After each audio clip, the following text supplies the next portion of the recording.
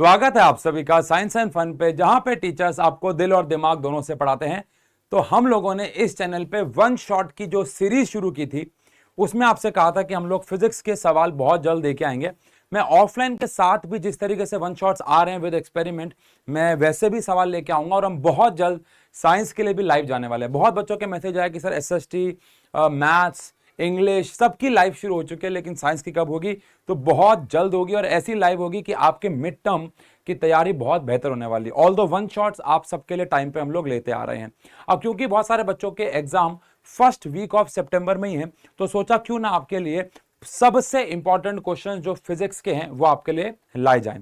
सबसे इंपॉर्टेंट सवाल आपको कैसे पता? 16 साल से ऑफलाइन पढ़ा रहे हैं, 80-20 रूल या बहुत सारे और तरीके से आप तक ऐसे सवाल लेके आते हैं जो एग्जाम में आते हैं, और विद प्रूफ हम अगले वीडियोज में बताते भी हैं कि वो सब रिपीट हुआ है। क्योंकि कुछ चीजें हैं जो हमेशा से सीबीएसई या आईसीएसई या फिर और स्टेट बोर्ड्स में आती हैं, तो वही रिपीट होती है, बस थोड़ा बहुत ऊपर नीचे करते हैं। तो उसको फॉलो करते हुए आज बहुत इंपॉर्टेंट एमसीक्यूज और सब्जेक्टिव क्वेश्चन लेके आए हैं लाइट चैप्टर के ह्यूमन आई के फिजिक्स में। ध्यान रखिएगा, सबसे पहली बात।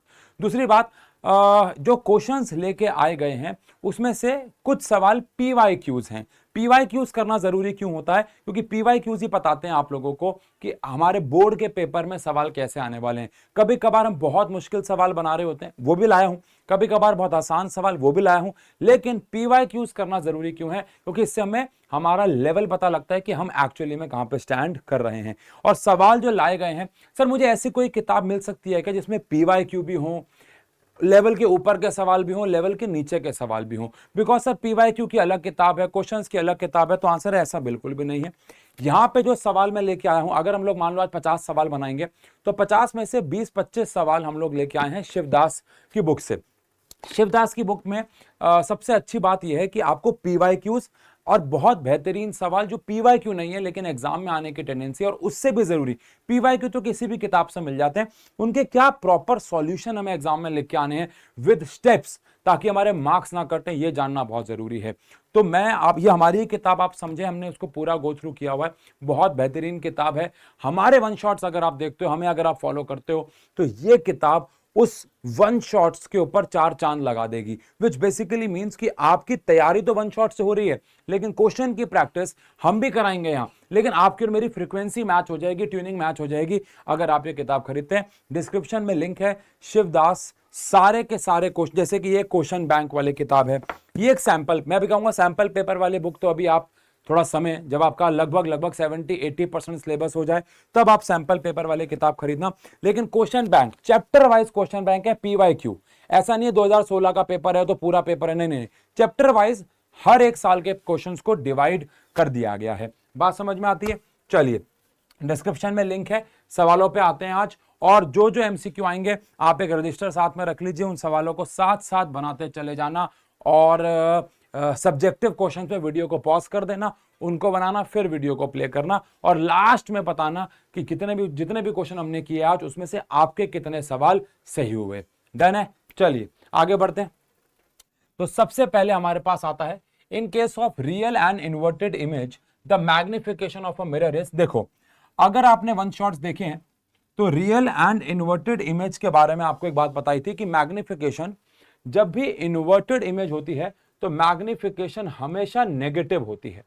लेकिन वो 1 से बड़ी होगी या छोटी, ये तो इस पर डिपेंड करता है कि इमेज मैग्नीफाइड बनेगी या इमेज डिमिनिश्ड बनेगी, वो तो यहां मेंशन नहीं है। तो ये तो पक्का है कि जो मैग्निफिकेशन है वो नेगेटिव होगा। अब वो लार्ज होगा या स्मॉल होगा ये आप नहीं बता सकते, क्योंकि सिर्फ ये मेंशन्ड है कि इमेज रियल एंड इन्वर्टेड है, तो उस हिसाब से आंसर सिर्फ नेगेटिव हो जाएगा। चलिए, a concave mirror gives real, inverted and same size image. अब कनकेव मिरर सेम साइज की इमेज कब बनाता है? तो कनकेव मिरर सेम साइज की इमेज सिर्फ और सिर्फ तब बनाता है जब ऑब्जेक्ट सी यानी कि फोकल लेंथ के डबल डिस्टेंस पे पड़ा हो। अगर याद आ रहा हो आपको भैया, रफली बात कर लेते हैं। ये हमारे पास पोल है, ये हमारे पास फोकस है, ये हमारे पास सेंटर ऑफ कर्वेचर है। जब यहां पे ऑब्जेक्ट पड़ा होता था तो इमेज हमारी एग्जैक्टली सी के नीचे सेम साइज की बनती थी।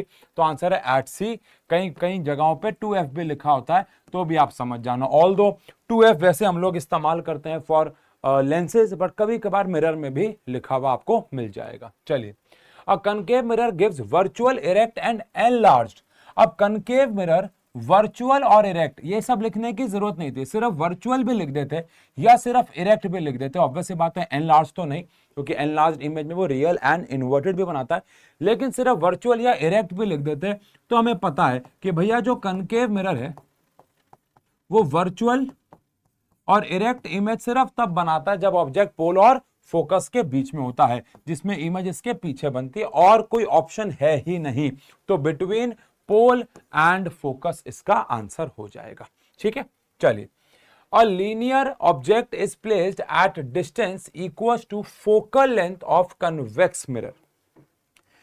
कनकेव मिरर में जब ऑब्जेक्ट को फोकस पे रखते थे, कनकेव मिरर में, यहां तो कन्वेक्स मिरर की बात हो रही है, लेकिन अगर एक ऑब्जेक्ट कनकेव मिरर के फोकस पे पड़ा होता था तो इमेज बनती थी इनफाइनाइट पे।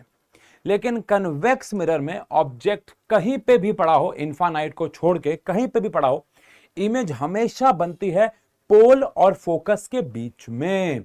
इमेज हमेशा हमेशा बनती है पोल और फोकस के बीच में। ये पोल है, ये फोकस है, ये सेंटर ऑफ कर्वेचर है। आप ऑब्जेक्ट को कहीं पे भी रख दो, हमने उसको फोकल लेंथ के बराबर डिस्टेंस पे रखा है, इससे कोई फर्क नहीं पड़ता, कहीं पे भी रख दो, है ना। अगर मैं रूल लगाता हूं बस याद कराने के लिए, बाकियों को तो पता ही होगा, पैरेलल जाएगी तो फोकस से पास होते हुए अपीयर हो जाएगी, सी की तरफ जाएगी वहीं से वापस, तो भैया देखो यहां बन गई इमेज, कुछ भी हो जाए इमेज बनेगी बिटवीन पोल एंड फोकस।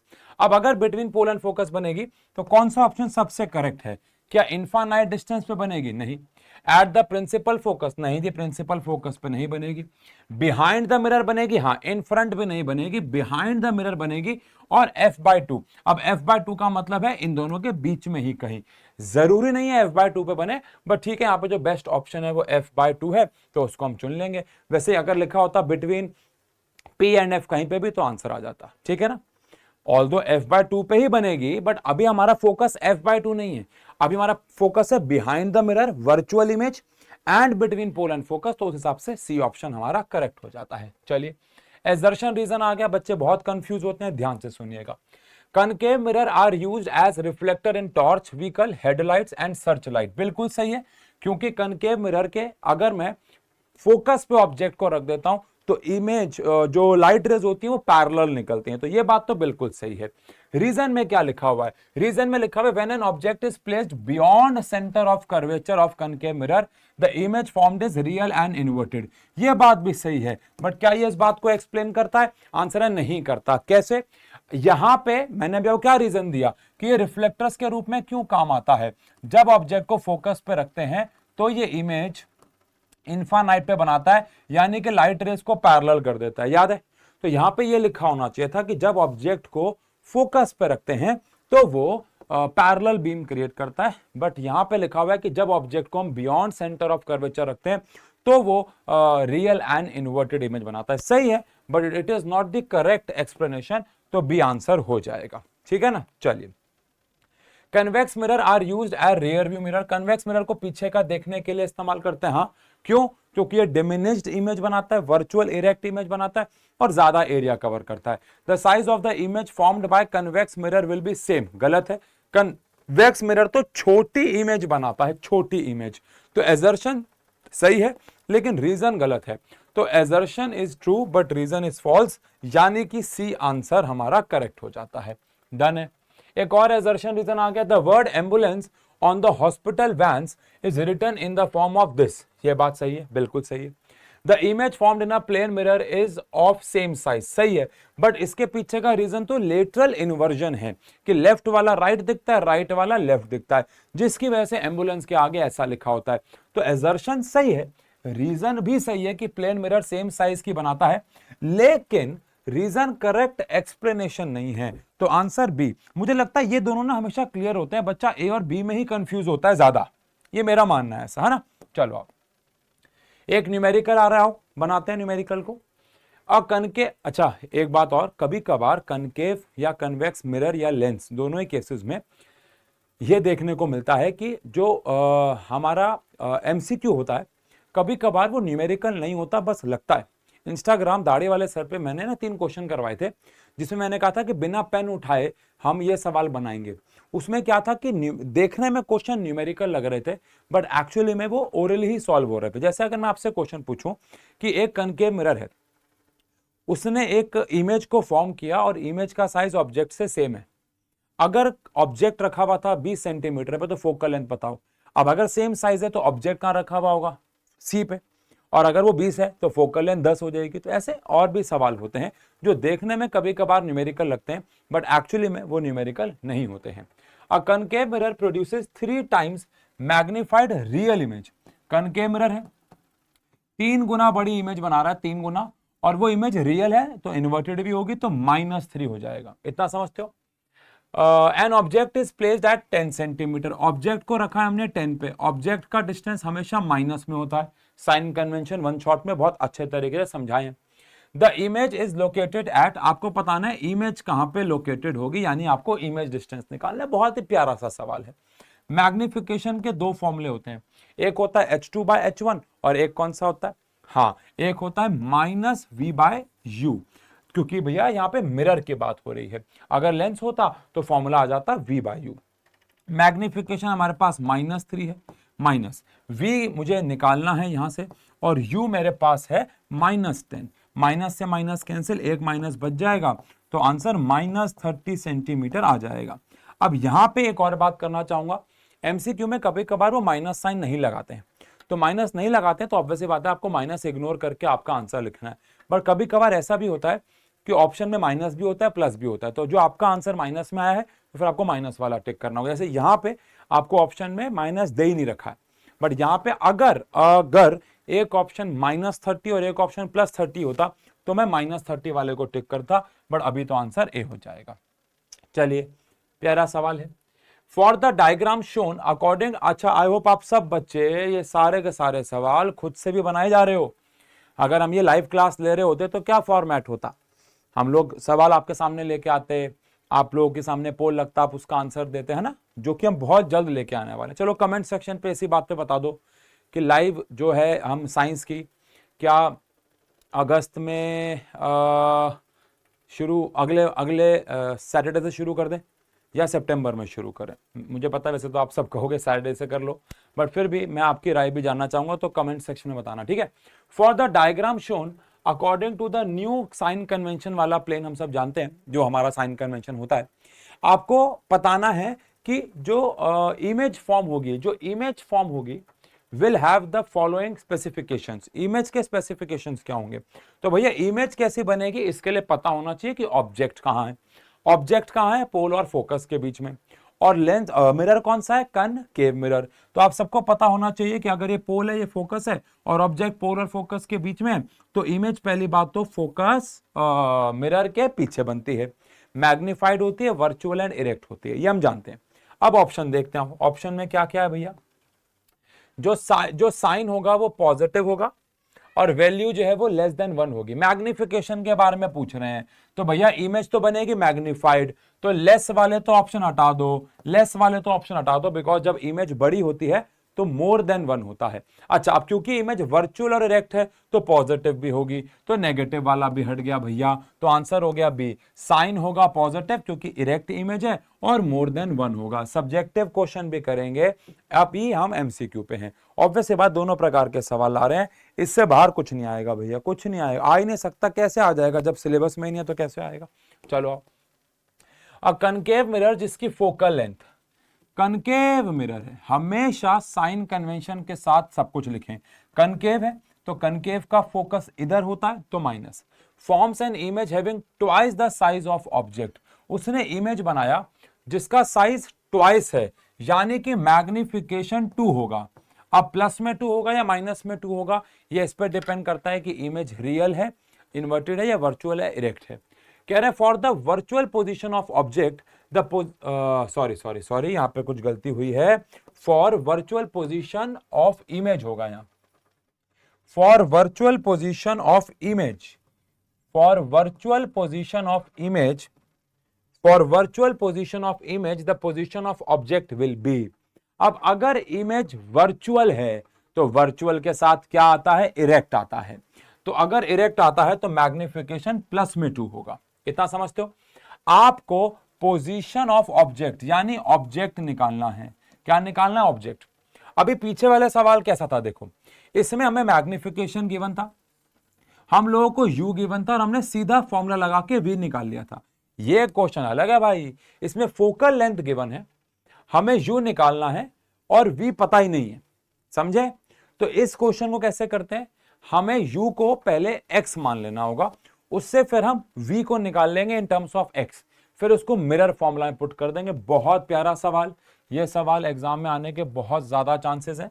सारे सवाल अच्छे हैं, ये वाला ज्यादा अच्छा है अभी तक। चलो आओ, सबसे पहले हम मैग्निफिकेशन का फॉर्मूला लगाएंगे -v/u। ठीक है, मैं u को x मान लेता हूं अभी के लिए। मैग्निफिकेशन मेरे पास 2 है, v मुझे पता नहीं है, ये मेरे पास अगर x है तो v की वैल्यू मेरे पास -2x आ गई। बेसिक मैथ्स है भाई। ठीक है, अब क्योंकि मेरे पास v आ चुका है और u आ चुका है इन टर्म्स ऑफ x, तो मैं यहां पे लगाऊंगा अब कौन सा फॉर्मूला, मिरर फॉर्मूला। तो मिरर फॉर्मूला कहता है कि 1/f is equal to 1/v plus 1/u होता है। अब फोकस हमारे पास है तो -20 हो गया है ना, -20 हो गया बिकॉज कनकेव मिरर है। v हमारे पास आ चुका है -2x आ चुका है भैया, -2x, और u मैंने x माना है। ऑब्वियस सी बात है, मैंने अगर u को x माना तो x की वैल्यू नेगेटिव में आएगी बिकॉज u हमेशा नेगेटिव होता है। तो यहाँ पे प्लस, नीचे मेरे पास x आ गया। अब ये -1/20 आ गया। अब -2x और x का एलसीएम हमारे पास 2x हो गया, तो -1 ऊपर चला गया और +2 ऊपर आ गया। मैथ्स है, मैथ्स है। अब यहां से अगर मैं इसको सॉल्व करता हूं तो ये मेरे पास -1/20 रहने दो अभी, और ये मेरे पास 1/2x आ गया। ठीक है, इसको इधर ले जाओ तो -2x और इधर आ गया मेरे पास 20। जैसा कि बात हुई थी, x की वैल्यू माइनस में आनी चाहिए थी क्योंकि x हमारे पास ऑब्जेक्ट डिस्टेंस है और ऑब्जेक्ट डिस्टेंस हमेशा माइनस में होता है, यानी कि ऑब्जेक्ट को रखना है हमें 10 सेंटीमीटर पे। क्या ऑप्शन में 10 है कहीं पे? बिल्कुल है भैया। अगर ऑप्शन में एक होता 10, एक होता -10, -10 चुनते हैं, बट अभी के लिए हमारे पास ऑब्जेक्ट डिस्टेंस हो गया 10 सेंटीमीटर। ऑब्जेक्ट डिस्टेंस हो गया 10 सेंटीमीटर। डन है। चलो अगले सवाल पे। If a man's face is 25 centimetre in front of concave mirror. अब क्योंकि कनकेव मिरर है तो साइन कन्वेंशन उसके हिसाब से आएंगे।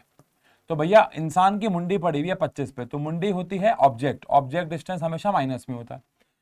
Producing erect image, erect image बन रही है 1.5 टाइम्स की, यानी मैग्निफिकेशन 1.5 है और प्लस में होगा क्योंकि इरेक्ट इमेज बन रही है। Focal length of the mirror, आपको ऑब्जेक्ट की फोकल लेंथ को कैलकुलेट करना है। लो जी, सिमिलर सवाल है। इस सवाल में हमें फोकल लेंथ दे रखी थी, ऑब्जेक्ट डिस्टेंस निकालना था। इसमें ऑब्जेक्ट डिस्टेंस दे रखा था, फोकल लेंथ निकालनी है। प्लीज इसको वीडियो को पॉज करो, हाथ जोड़ के विनती है, और इसे बनाओ सवाल को, क्योंकि ये सवाल बोर्ड में आ रहे हैं आपके। मैं ये नहीं कह रहा बनेगा, नहीं बने कोई बात नहीं, लेकिन एक ट्राई मारो ना। आधा बन गया ना, उसके बाद जब मैं समझाऊंगा और ज्यादा रिलेट कर पाओगे। बनाओ, ठीक है जी। आई होप वीडियो को पॉज करके बनाया है। क्या प्लानिंग है भैया? प्लानिंग ये है कि मेरे पास मैग्निफिकेशन का फॉर्मूला रहता है -v/u। ठीक है, मैग्निफिकेशन मेरे पास 1.5 है, -v मेरे पास नहीं है, लेकिन u मेरे पास है -25, है ना। माइनस से माइनस क्या हो गया भैया? कैंसिल हो गया। तो v मेरे पास आ गया 1.5 इंटू में 25, और प्लस में आना चाहिए। प्लस में क्यों आना चाहिए? क्योंकि इरेक्ट इमेज है तो वर्चुअल भी होगी, इरेक्ट इमेज है तो वर्चुअल भी होगी। तो यहां से मैं कैलकुलेटर से सॉल्व कर लेता हूं टाइम बचाने के लिए। हमारे पास ये आ गया 1.5 इंटू में 25, तो ये आ गया 37.5। v आ गया 37.5 सेंटीमीटर। पर क्या मुझे v निकालना था? नहीं, मुझे तो निकालना था फोकल लेंथ, बट मैंने अभी v निकाला है। अब मैं लगाऊंगा mirror formula, 1/f is equal to 1/v plus 1/u, जैसा कि आप जानते हैं। अब 1/f, f कितना है भैया हमारे पास? निकालना है। 1/v, v कितना हमारे पास? 37.5 प्लस 1/u, u कितना है मेरे पास? -25। तो 1/f इज इक्वल टू, मैं इसको 10/375 प्लस माइनस 1/25 कह सकता हूं। अब यहां से इसका एलसीएम हमारे पास 375 आ जाएगा। अब अगर मैं 375 को 25 से डिवाइड कर दूं, 375 डिवाइड बाय 25, तो यहां से 15 आता है, और 15 इंटू में 10 कर दूं तो 150 आ जाएगा। माइनस में माइनस में 25, sorry, my bad, calculation mistake. 135 तो यहाँ पे वही रहेगा, तो यहाँ तो 10 ही रहेगा। माइनस में यहाँ पे हमारे पास 15 आएगा, तो यहाँ पे हमारे पास 15 आ जाएगा, सॉरी, ठीक है। बाकी इससे यहाँ पे सॉल्व कर रहा हूँ ग्रीन कलर से, ठीक है भैया, ग्रीन कलर से यहाँ पे सॉल्व कर रहा हूँ। अब हमारे पास फोकल लेंथ, बिना सॉल्व करे बताओ फोकल लेंथ प्लस में आनी चाहिए माइनस में बिकॉज कनकेव मिरर है, तो वहां पे मेरे पास आ चुका है -5 अपॉन में 375, है ना, 10 में से 15 गए, तो फोकल लेंथ मेरे पास कितनी आ गई, 375 को 5 से डिवाइड कर दो, 375 डिवाइड बाय 5, हमारे पास 75 आंसर आ गया। लेकिन माइनस में आया है, माइनस में आना भी चाहिए, क्यों आना चाहिए भैया, क्योंकि ये कौन सा मिरर है, कनकेव मिरर है। ऑप्शन में है क्या 75, बिल्कुल है, एक प्लस में होता है एक माइनस में होता है, माइनस को चुनते हैं, बहुत बार बता दिया, डन है। आई होप आपने ये सवाल बनाया हो और आंसर सही आया हो, आई होप। चलिए डन जी। लो जी, एक सब्जेक्टिव क्वेश्चन आपके सामने आ गया है, कह रहे हैं रिफ्रैक्टिव इंडेक्स आपको ए का, बी का और सी का गिवन है।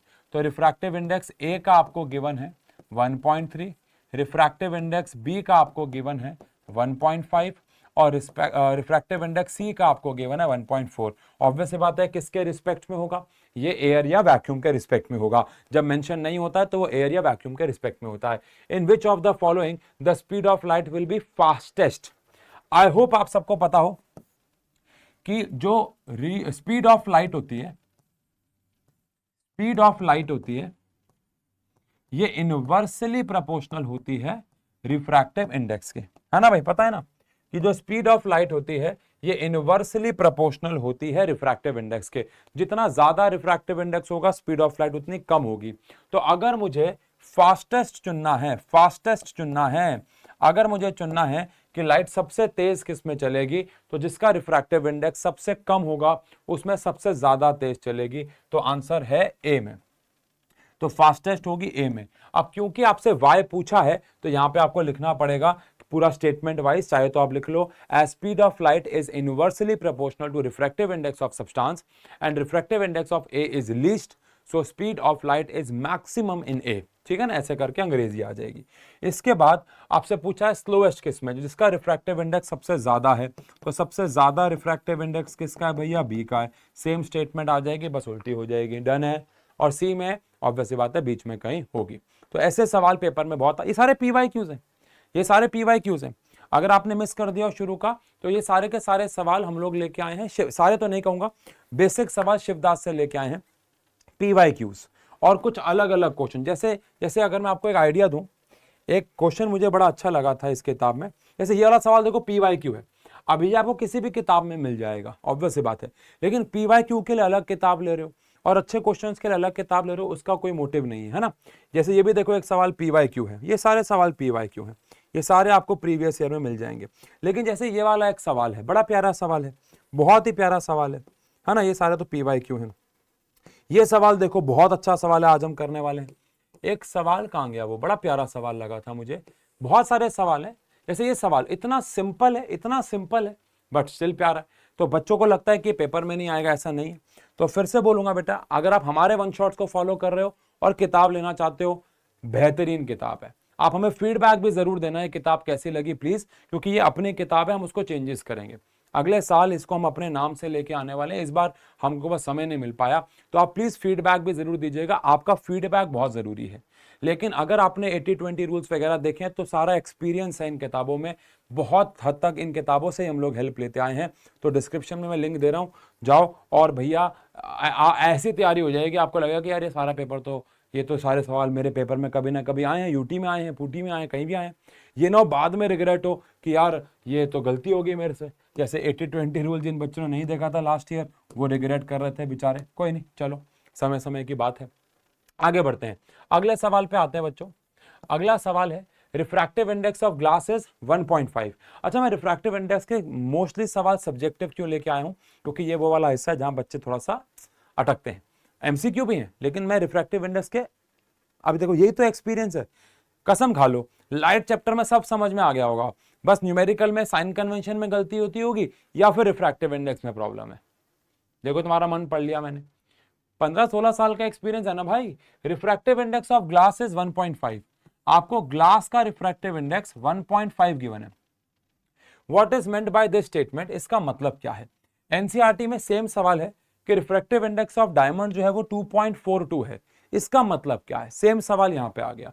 क्या है कहना ठीक है कि रिफ्रैक्टिव इंडेक्स ऑफ ग्लास का एक्चुअल मतलब है कि refractive index of glass upon में रिफ्रैक्टिव इंडेक्स ऑफ वैक्यूम या एयर, जो कि 1.5 है, जिसका मतलब हो गया speed of light in air upon में speed of light in glass, है ना। तो अगर मैं यहां से देखूं तो speed of light in glass हो जाएगा speed of light in air upon में 1.5।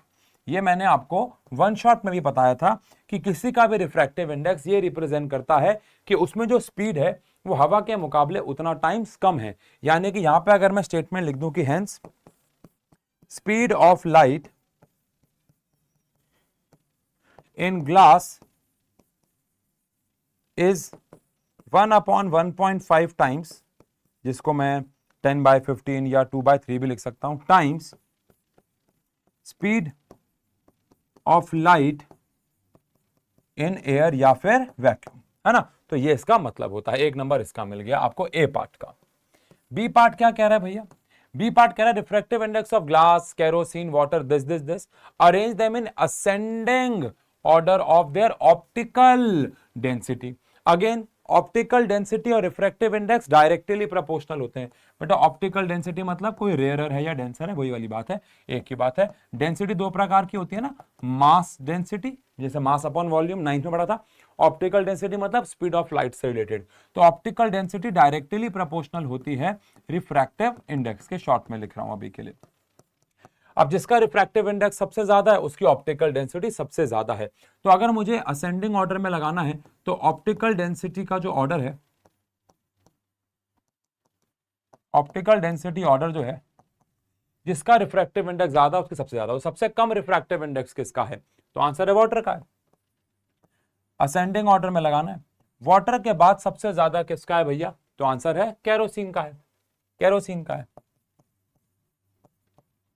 और केरोसिन के बाद रिफ्रैक्टिव इंडेक्स किसका है भैया, ग्लास, एक ही तो बचा, तो ग्लास का है, ठीक है ना। अगर इसमें बोला होता increasing order of speed of light तो यही चीज उल्टी हो जाती पूरी की पूरी, समझ गए। डन है भैया, ओके।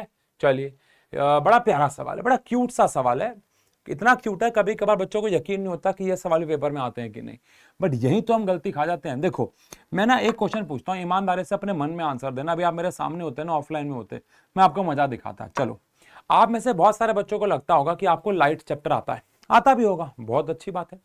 लेकिन अगर मैं आप सबसे पूछूं कि डिफाइन अ मिरर, तो आप में से बहुत सारे बच्चे सोच में पड़ जाएंगे। या मैं आपको रिफ्रैक्टिव इंडेक्स की न्यूमेरिकल दे दूं, हो सकता है आप कर दो, लेकिन आपसे पूछूं डिफाइन रिफ्रैक्टिव इंडेक्स, तो आपको शायद ना पता हो 80 नंबर में से 3 से लेके 5 नंबर की बेसिक डेफिनेशंस भी आती हैं। लेकिन बच्चे दुनिया जहान के बड़े बड़े न्यूमेरिकल्स तो बनाते हैं, लेकिन बेसिक डेफिनेशंस को वो याद नहीं करते हैं, फिर वो अपनी भाषा में बोर्ड में लिख के आते हैं। और कई टीचर वो कहते हैं भाषा सही नहीं है।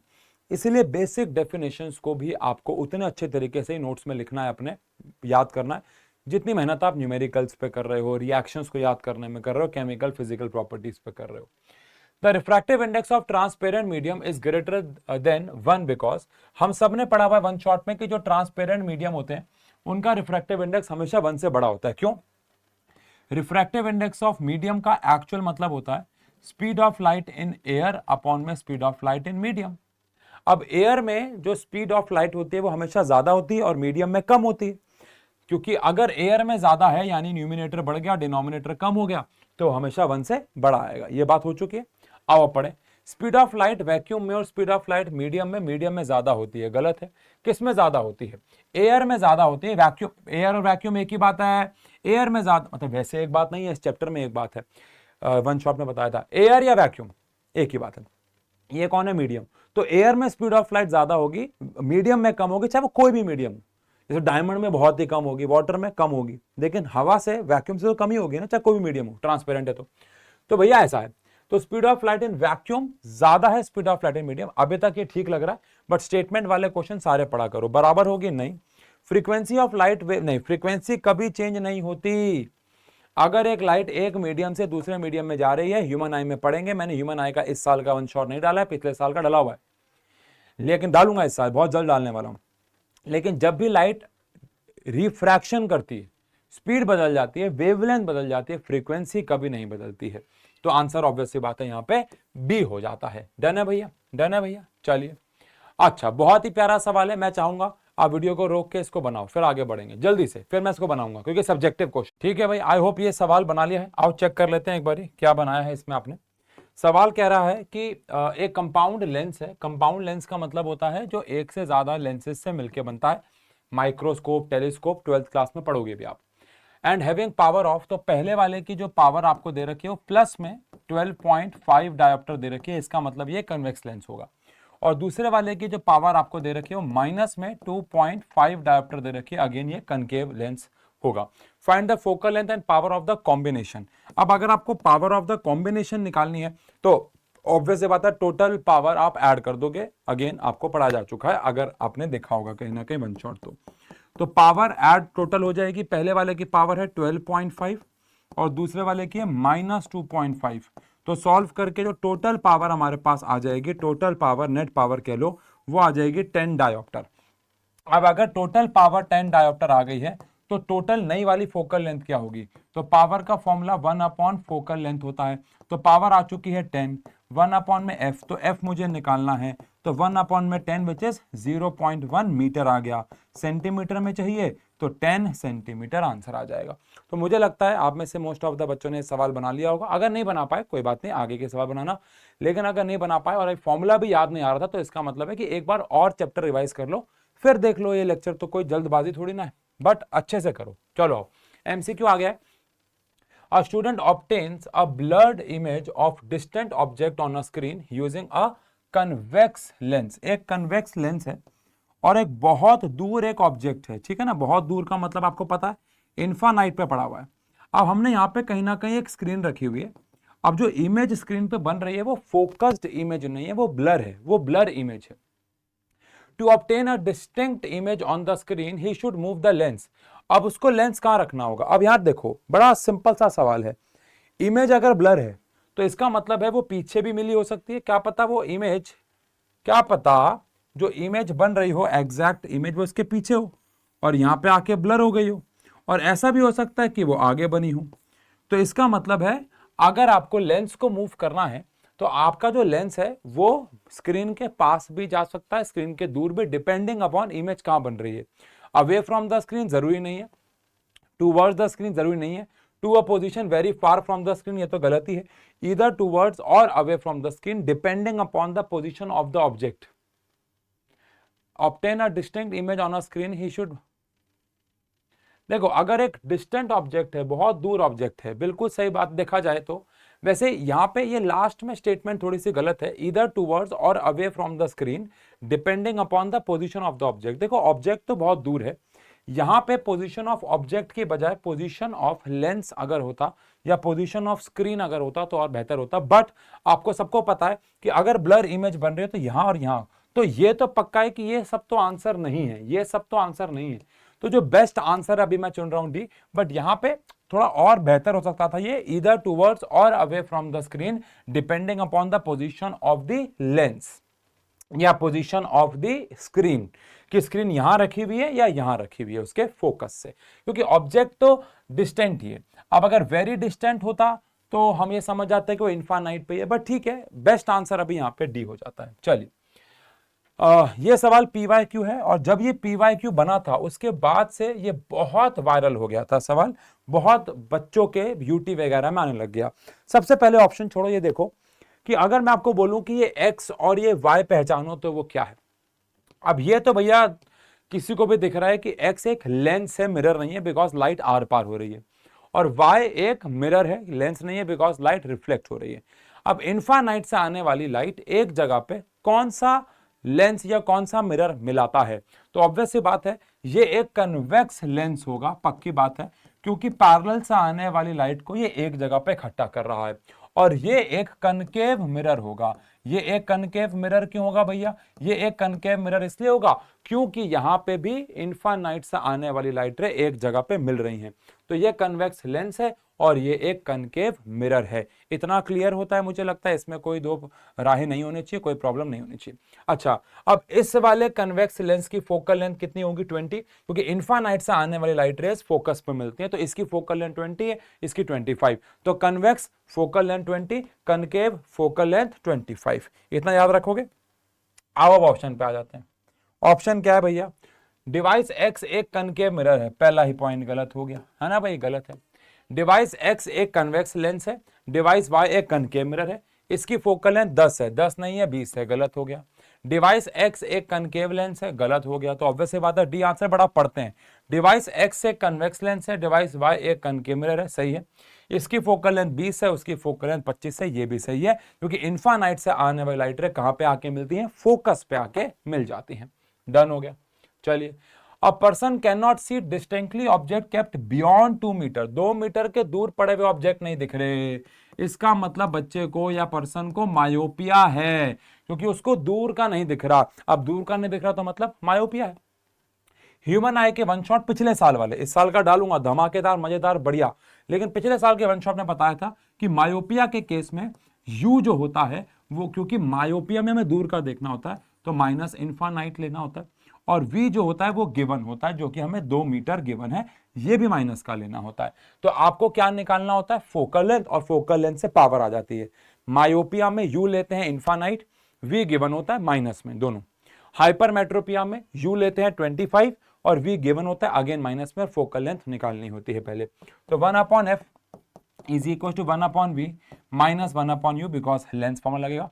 अब वह तो 1/f पावर होता है, बट ठीक है पहले फोकल लेंथ निकाल लेते हैं। तो 1/v हमारे पास माइनस है, और ये हमारे पास माइनस इन्फानाइट है। 1/इन्फानाइट क्या होता है, 0, तो ये पूरा हिस्सा 0 हो गया। तो यहां से 1/f की वैल्यू हमारे पास -1/2 आ गई। उल्टा कर दोगे तो फोकल लेंथ -2 मीटर आ जाएगी। अब फोकल लेंथ तो -2 मीटर आ गई, लेकिन पावर का फॉर्मूला क्या होता है, 1/f। तो 1/-2 का मतलब -0.5 डायोप्टर आंसर आ जाएगा। माइनस, प्लस में भी है माइनस में भी है, मायोपिया है। मायोपिया में कौन सा लेंस पहनते हैं, कनकेव लेंस पहनते हैं। तो भैया ये तो पहले ही क्लियर हो गया था कि आंसर प्लस वाले तो नहीं होंगे। अब आंसर 0.5 होगा, वो हमने कैलकुलेट कर लिया। डन हो गया। चलिए अगले सवाल पे आते हैं। The focal length of eye lens increases when muscles, बड़ा प्यारा सवाल है, बहुत प्यारा सवाल है, सवाल बनता है एग्जाम में। देखो एक फ्लो चार्ट बनाते हैं, ऑल्दो ह्यूमन आई के वन शॉट में बताया था, फिर से फ्लो चार्ट बनाते हैं। अगर मुझे पास की चीजें देखनी है, अगर मुझे पास की चीजें देखनी है तो मुझे पावर को बढ़ाना होगा। पावर को बढ़ाने के लिए मुझे फोकल लेंथ को कम करना होगा, और फोकल लेंथ कम करने के लिए मुझे जो सिलियरी मसल्स हैं उनको कॉन्ट्रैक्ट करना होगा। समझ गए। अब इसका उल्टा हो जाएगा, दोबारा समझो। पास का देखना है तो लेंस की पावर को बढ़ाना होगा, पावर बढ़ाने के लिए फोकल लेंथ कम होगी ताकि लेंस थिक हो जाए, उसके लिए सिलियरी मसल्स को कॉन्ट्रैक्ट होना होगा। समझ गए। लेकिन अगर आपको दूर का देखना है तो पावर को कम करना होगा, पावर कम होगी तो फोकल लेंथ बढ़ जाएगी, और सिलियरी मसल जो है इनको रिलैक्स होना होगा। तो आपको कहां का देखना है, आपको फोकल लेंथ इंक्रीज करनी है, फोकल लेंथ इंक्रीज करनी है मतलब पावर कम करनी है, मतलब सिलेरी मसल्स रिलैक्स होंगी। तो ciliary muscles are relaxed and lens become thinner. इस वाले केस में लेंस थिक हो जाता है, क्योंकि आप पावर बढ़ाना चाहते हो तो लेंस थिक होता है, मोटा हो जाता है। और इस वाले केस में आप पावर कम करना चाहते हो तो लेंस जो है वो थिन हो जाता है। तो आपको फोकल लेंथ बढ़ानी है, तो ये तो पक्का है कि सिलेरी मसल्स रिलैक्स होंगी, कॉन्ट्रैक्ट तो नहीं। अब रिलैक्स में भी आपको जो लेंस है वो थिन करना है, थिक नहीं करना है। तो आर, हाँ रिलैक्स होंगी, लेकिन लेंस क्या करना है, थिक नहीं करना है, थिनर करना है। तो आंसर हमारे पास ए आ जाएगा। समझ गए। तो ये फ्लो चार्ट आप कहीं पे लाल रंग से लिख लेना, काफी इंपॉर्टेंट है, बहुत सारे सवाल आपके बनाने में ये मदद करने वाला है। चलिए अगला सवाल प्रिज्म के ऊपर है। क्या पता था प्रिज्म के ऊपर, याद होगा कि लाइट हमेशा बेंड होती है towards the base of the prism, और बेस क्या होता है, ये होता है, ये होता है, ये होता है, ये होता है base. While performing the experiment to trace the path of light ray passing through a glass prism, 4 बच्चों ने डायग्राम बनाया, आपको बताना है करेक्ट पाथ किसका है। एरो पे ध्यान देना होगा।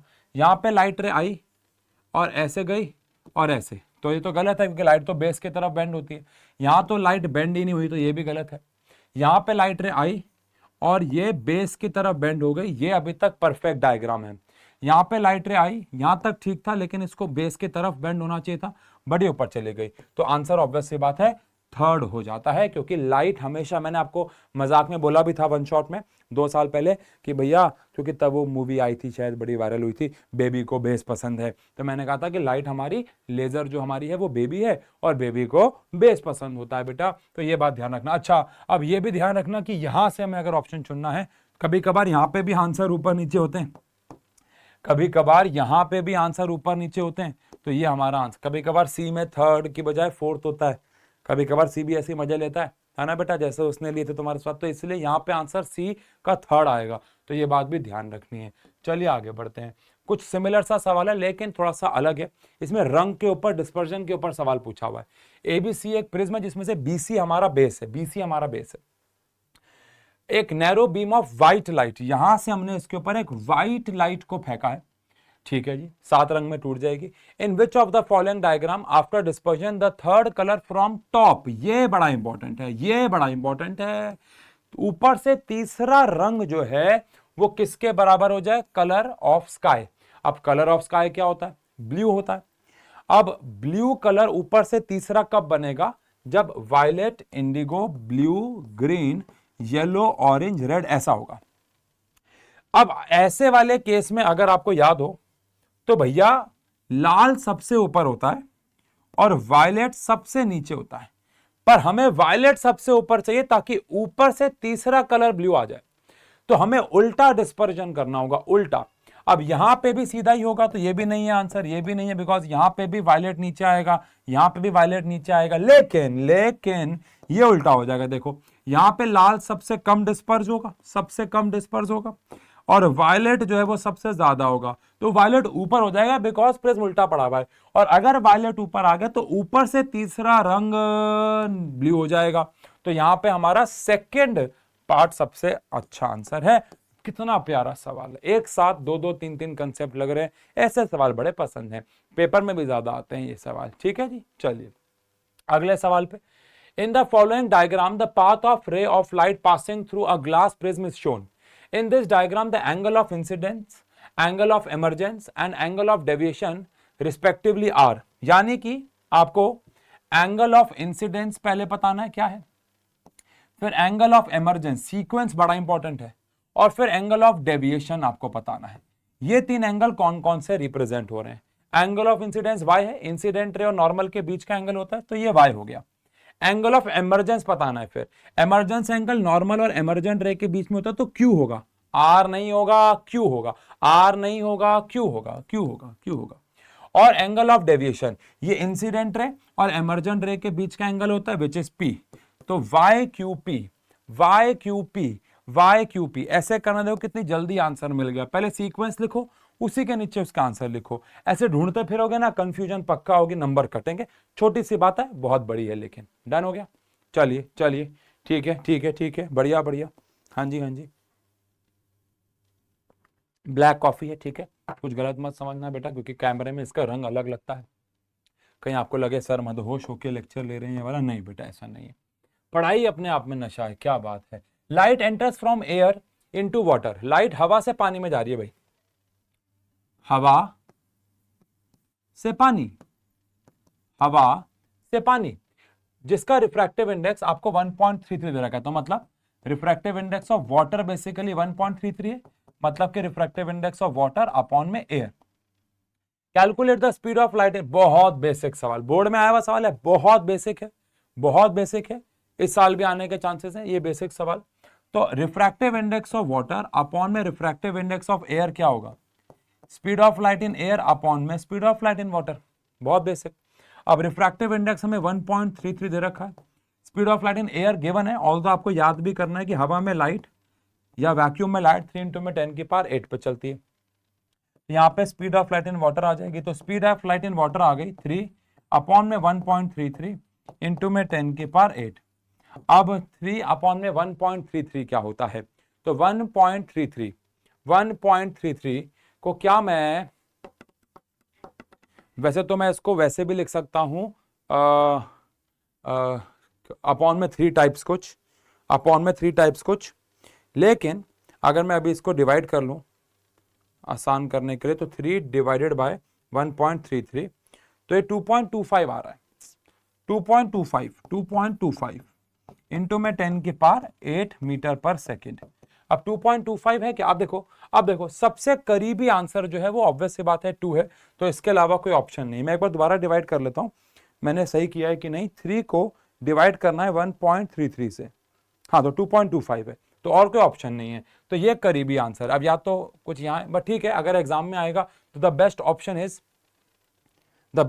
इज कि आप, अच्छा एक बात और, पानी इसको हम ओरली भी, ओए होए गलती हो गई, इसको हम ओरली भी तो कर सकते थे यार। कैसे? क्या पानी हवा से ज्यादा डेंसर है? यस। तो जब डेंसर मीडियम में लाइट जाती है तो उसकी स्पीड कम होती है हवा से। अब हवा में 3 इंटू में 10 की पावर 8 है, तो ऑब्वियस सी बात है यहां पे आंसर 3 से कम ही आना था, और ये सारे ऑप्शन 3 से ज्यादा हैं, तो वैसे भी ओरली आंसर ए ही आ जाता है। बात समझ में आ गई? डन है। चलिए अगले सवाल पे चलते हैं। A person can not see distance, ये तो सेम क्वेश्चन है, होमवर्क, सेम क्वेश्चन 2 बार आ गया, होमवर्क हो गया, होमवर्क हो गया, होमवर्क हो गया।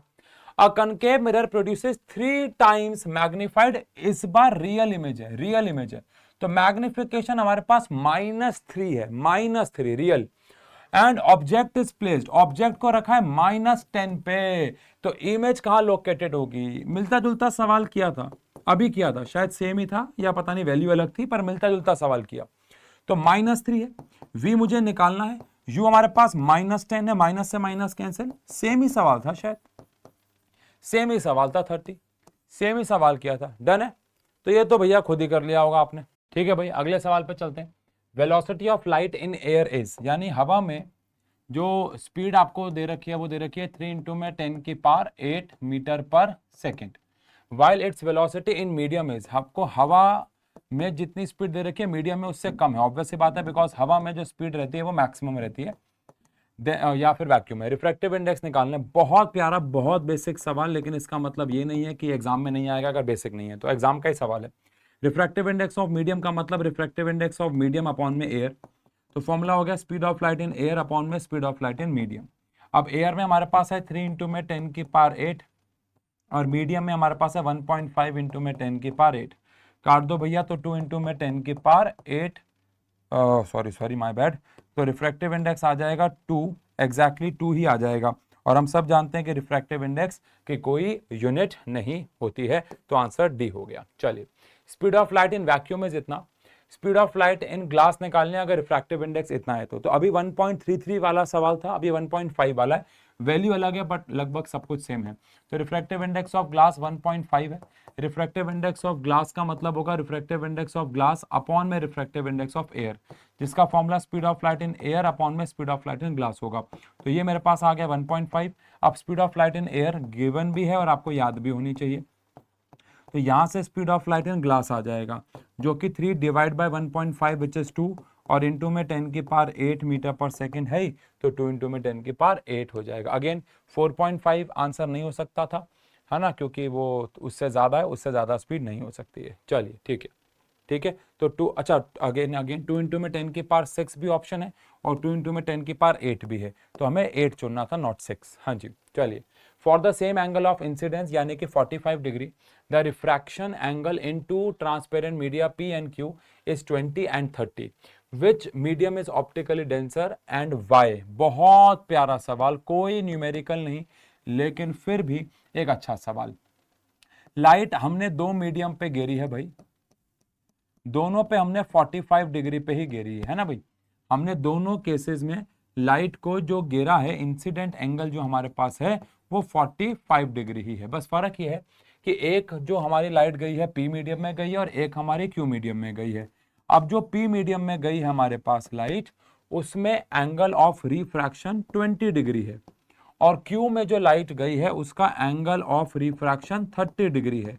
तो लाइट ज्यादा बेंड किस केस में हुई है, लाइट ज्यादा बेंड कहां पे हुई है? तो आंसर है P में लाइट ज्यादा बेंड हुई है, साफ दिख रहा है, साफ दिख रहा है कि P में लाइट ज्यादा बेंड हुई है, ज्यादा झुकी है। अब अगर लाइट P में ज्यादा झुकी है, ज्यादा बेंड हुई है, तो यानी कि P ज्यादा डेंसर होगा। तो ऑब्वियस सी बात है P is denser then Q। But क्योंकि आपसे रीजन पूछा है तो इसका आंसर कैसे फ्रेम करेंगे मैं बता देता हूं। As angle of refraction in P is less than angle of refraction in Q, so there is more bending of light in P towards the normal, and that is why P must be more optically denser than Q। ऐसे करके एक number में इस answer को frame कर देंगे हम, ठीक है। चलिए, a student sitting on a last bench, एक बच्चा क्लासरूम के लास्ट में बैठा हुआ है और वो बोर्ड पे लेटर्स को क्लियरली देख नहीं पा रहा है। तो आपको बताना है कौन सी स्टेटमेंट करेक्ट है। पहली बात तो अगर बच्चा बोर्ड पे लिखे लेटर्स को नहीं देख पा रहा है तो उसको मायोपिया होगा, क्योंकि लास्ट बेंच में बैठा हुआ है तो दूर बैठा होगा, तो उसको मायोपिया हो गया होगा। अब मायोपिया के साथ साथ हमसे, लेकिन हमको मायोपिया हाइपरमेट्रोपिया नहीं पूछा, हमसे पूछा कि उसको on blackboard but is not able to read the letter written in his textbook। अरे भाई साहब खेल गए। लास्ट बेंच पे बैठा है, can read the letters written on the black board, यानी कि ब्लैक बोर्ड पे लिखे हुए लेटर उसको दिख रहे हैं। उल्टा सवाल है। अच्छा हुआ मैंने एक बार ये क्वेश्चन पढ़ लिया। क्या शिक्षा मिली? हम कभी सवाल को जब पढ़ते हैं तो हमें लगता है ये वही सवाल है जो हमने पहले कभी किया है। जैसे मैंने जब इस सवाल को पढ़ा तो मेरे को लगा ये एनसीईआरटी वाला सवाल है, आप सबने बनाया होगा, जिसमें ब्लैक बोर्ड पे बैठे बैठे लास्ट बेंच पे बैठे बैठे ब्लैक बोर्ड पे क्या लिखा हुआ है ये दिखता नहीं है बच्चे को। बट यहाँ पे मैंने ब्लैक बोर्ड पढ़ा और लास्ट बेंच पढ़ा तो मेरे को लगा ये वही सवाल है। अच्छा हुआ मैंने सवाल को दोबारा पढ़ लिया, बिकॉज यहाँ लिखा हुआ है कि उसको ब्लैक बोर्ड का दिख रहा है, लेकिन उसको अपनी किताबों में, टेक्स्ट बुक में जो लिखा हुआ है वो नहीं दिख रहा है। इसका मतलब है उसको पास का नहीं दिख रहा है। इसका मतलब है कि उस बच्चे को क्या है भैया, उस बच्चे को मायोपिया नहीं है, उस बच्चे को हाइपर मेट्रोपिया है। हाइपरमेट्रोपिया हो रखा है बच्चे को, समझ गए। अब अगर हाइपरमेट्रोपिया हो रखा है तो इस केस में हम कन्वेक्स लेंस पहनते हैं। आप सबको पता है हाइपरमेट्रोपिया जब होता है किसी को तो उसे कौन सा लेंस पहनाया जाता है? कन्वेक्स लेंस पहनाया जाता है। तो he should wear concave lens, नहीं मायोपिया में पहनाते हैं concave lens. He should wear plane lens, नहीं प्लेन लेंस का क्या करेंगे। He should wear bifocal lens, नहीं बायफोकल लेंस तो तब पहनेंगे जब उसे मायोपिया और हाइपरमेट्रोपिया दोनों हो रखे होंगे, या प्रेस बायोपिया। तो he should wear convex lens, उसे कन्वेक्स लेंस पहनना होगा। बहुत बेहतर सवाल, मैं इसको स्टार मार्क करना चाहूंगा क्योंकि यह सवाल कंफ्यूज करने वाला है। पूरा स्टेटमेंट पढ़ने वाला सवाल था, हम जल्दी भावनाओं में बह गए। चलिए, when a beam of white light is pass through a glass prism it splits up into 7 colour, इसे क्या कहते हैं? बहुत बेसिक है। ये होता क्यों है? ये होता है रिफ्रैक्शन की वजह से। लेकिन इस फिनोमेना को क्या कहा जाता है? Dispersion of light. इसके पीछे का कारण वेवलेंथ का अलग होना है, सबकी बेंडिंग अलग होना है, रिफ्रैक्शन है। बट आपसे कारण नहीं पूछा है, आपसे पूछा है इस फिनोमेना को क्या कहते हैं, तो आंसर है डिस्पर्जन कहते हैं। बहुत बढ़िया। ये सवाल अभी किया था लेकिन थोड़ा सा अलग है। देखो, विच of the following diagram represent refraction of light through prism correctly. अब हमेशा लाइट बेस की तरफ बेंड होती है, तो मेरे को लगता है देख के समझ जाओगे, बट यहां पे डायग्राम थोड़े अलग थे तो मैं इस सवाल को दोबारा ले आया। तो मुझे लगता है आप क्लियर हो कि आंसर यहां पे 4th हो जाएगा, क्योंकि लाइट हमेशा बेंड होगी टूवर्ड्स द बेस। एंड ए को क्या बोलते हैं? यस, एंगल ऑफ प्रिज्म कहते हैं। चलिए, when the light is very bright, जब लाइट बहुत ज्यादा ब्राइट होती है तो क्या होता है? हमारी आंखों में लाइट बहुत ज्यादा एंटर करेगी, तो उस चक्कर में जो आइरिस होता है वो प्यूपिल के साइज को छोटा कर देता है ना, ताकि कम लाइट जाए। आइरिस मेक्स द प्यूपिल एक्सपैंड, गलत है, इससे तो और लाइट जाएगी। आइरिस मेक्स द प्यूपिल कॉन्ट्रैक्ट, ये सही है, बाकी नीचे पढ़ते हैं। सिलेरी मसल्स कॉन्ट्रैक्ट, इससे कोई लेना देना नहीं है बेटा। सिलेरी मसल्स लेंस को मोटा और पतला करती हैं पास का और दूर का देखने के लिए। लाइट को कंट्रोल करते हैं आइरिस और प्यूपिल। आइरिस मेक्स द प्यूपिल कॉन्ट्रैक्ट, ताकि हमारी आंख में कम लाइट एंटर करे। चलो ठीक है, एक न्यूमेरिकल आ गया। ये न्यूमेरिकल बहुत ही प्यारा न्यूमेरिकल है। ये सवाल बहुत सालों से अलग अलग किताबों में आपको मिलेगा, शिवदास में भी मिलेगा, लेकिन ध्यान रहे ये अब इस साल पेपर में आएगा कि नहीं आएगा पता नहीं, क्योंकि हर साल ये किसी ना किसी किताब से आपको, क्योंकि एक क्या होता है ना, जब एक पेपर में, जब एक बोर्ड में एक सवाल आ जाता है तो उसके बाद फिर वो हर एक किताब में छपता है। जिसकी वजह से फिर वो टीचर्स यूटी वगैरह में, टेस्ट वगैरह में भी डालते हैं, हमने भी पीपीटी में डाला है, तो वो इतना वायरल सा हो जाता है कि भाई फिर वो पेपर में आने के, अब उसके दोबारा से सेम क्वेश्चन आने के चांसेस बोर्ड में कम होते हैं। मिड टर्म की तैयारी हो रही है, मिड टर्म में तो आ सकता है ये, बिकॉज पेपर तो टीचर बनाएंगे किताबों से ही लेके, और ये हर एक किताब में मिलेगा। The magnification of an image formed by lens is -1, magnification -1 है। अब अगर ये एक लेंस है और -1 है तो कुछ भी हो जाए ये एक कन्वेक्स लेंस ही होगा, कनकेव तो हो नहीं सकता, बिकॉज कनकेव के लिए मैग्निफिकेशन हमेशा पॉजिटिव रहती है। If the distance of the object from the optical center of the lens is, यानी ऑब्जेक्ट आपको -25 सेंटीमीटर पे दे रखा है, where is the object placed? If the distance of the image का डिस्टेंस आपको दे रखा है 25, मैंने माइनस क्यों लिया, मुझे प्लस लेना चाहिए था, माइनस लेना चाहिए था, उसके ऊपर बात कर ले। अगर ये कन्वेक्स लेंस है और इसका मैग्निफिकेशन 1 है, तो आपको सबको पता है जो ऑब्जेक्ट है वो पड़ा होगा 2f पे, और इमेज भी जाके कहां बनेगी 2f पे, लेकिन ऑपोजिट साइड में बनेगी, अगर याद हो तो ऑपोजिट साइड में बनेगी। तो क्या इमेज रियल और इन्वर्टेड बनेगी? यस, तभी तो मैग्निफिकेशन माइनस है। और जो मेरा v होगा वो उस तरफ होगा, और उस तरफ पे v हम क्या लेते हैं, प्लस लेते हैं। क्या लेते हैं? प्लस लेते हैं। क्या बोला हुआ है? From the optical centre of the lens, जो इमेज है वो 25 पे है, तो बताओ ऑब्जेक्ट कहां होगा? वैसे तो ओरली निकल जाएगा, बट क्योंकि सब्जेक्टिव क्वेश्चन है सॉल्व करेंगे।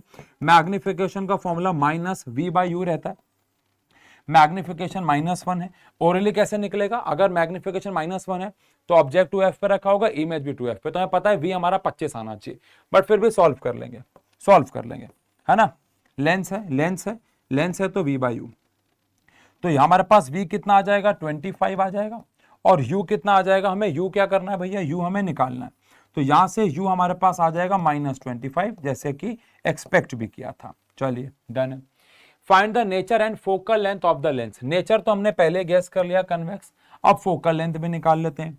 क्या हमारे पास जो 2f है, जो हमारे पास 2f है वो हमारे पास -25 है ना, तो फोकल लेंथ कितना हो जाएगा, -25/2 which is -12.5 centimetre. Focal length भी आ गई। If the object is displace 50 centimetre towards the optical centre, तो आपको बताना नया इमेज क्या होगा, ये आपको ड्रॉ करके बनाना है, तो जस्टिफाई और आंसर सुनो। पहले ऑब्जेक्ट कहां पड़ा हुआ था, 2f पे, अब आपने 15 सेंटीमीटर टूवर्ड्स वहां डाल दिया। पहले ऑब्जेक्ट 2f पे पड़ा हुआ था, यानी 25 पे, अब यहां से लेके यहां तक 25 है, ये 12.5 है। बहुत ध्यान सुनना ये सवाल। पहले ऑब्जेक्ट पड़ा हुआ था इधर, जो कि यहां से यहां 25 है, 25, आपने उसको 15 और आगे खिसका दिया। अगर ये पूरा 25 है तो ये वाला 12.5 है, और ये भी 12.5 है, ये भी 12.5 है, ये भी 12.5 है। अगर आप उसे 15 आगे ले गए हो तो इसका मतलब है कि अब जो ऑब्जेक्ट है वो यहां कहीं पड़ा हुआ है ना। अगर यहां कहीं पड़ा हुआ है, आपको पता है इमेज क्या बन जाएगी, वर्चुअल और इरेक्ट, यानी इन फ्रंट ऑफ द लेंस बन जाएगी। तो ये वाला हिस्सा आप खुद जो है वो परफॉर्म करने वाले हैं। डन है, पक्की बात है, हो जाएंगे, ठीक है जी, पक्की बात। चलो आओ, अब देखो इस वाले में, ये मैं आपको होमवर्क दे रहा हूं, लेकिन हिंट देखो भैया, द रियल इमेज है और 2/3 of the size of object है। रियल के साथ इन्वर्टेड होगा और मैग्निफिकेशन 2/3 है, तो मैग्निफिकेशन होगी -2/3। बस पहली लाइन का किक है, इसमें बाकी सब सेम सवाल है। कन्वेक्स लेंस है, formed by convex lens when the object is at distance. Object आपको दे रखा है -12 सेंटीमीटर पे, आपको फोकल लेंथ निकालनी है। तो पहले मैग्निफिकेशन का फॉर्मूला लगा के आप लोग v निकालोगे, फिर v और u आ चुका है आपके पास, आपको f निकालना है। ट्राई मारेंगे भैया। इसके बाद हमारे पास 4-5 सवाल और हैं, ये सारे के सारे मैं आपको सवाल होमवर्क दे रहा हूं, बिकॉज ऑब्वियसली बात है मिड टर्म की तैयारी कर रहे हो तो आपके लिए कुछ ना कुछ सवाल होमवर्क भी मिलने चाहिए। तो यहां जो हमने सारे के सारे आपको क्वेश्चन कराए हैं, मेरी हाथ जोड़ के विनती है कि एक बार इन सारे सवालों को रिपीट जरूर कर लीजिएगा। ये सारे के सारे सवाल, पता नहीं आपको लगे कि ना लगे, लेकिन आप सबके मिड टर्म में, प्री बोर्ड में, यूटी वगैरह में आपको मिलेंगे या इनसे मिलते जुलते सवाल। तो एक एक क्वेश्चन हीरा है, ध्यान से करना है। शिवदास बुक्स का जो लिंक है वो नीचे डिस्क्रिप्शन में है, जाओ मिड टर्म की तैयारी करो, अभी नहीं तो कभी नहीं। वीडियो अच्छी लगी तो लाइक करिएगा, कमेंट में बताइएगा कि अगली कौन सी वीडियो चाहिए। ह्यूमन आई का 1 शॉट जल्दी आने वाला है विद एक्सपेरिमेंट ऑफलाइन के साथ, पुराने 1 शॉट्स तो पड़े हुए हैं। Thank you so much.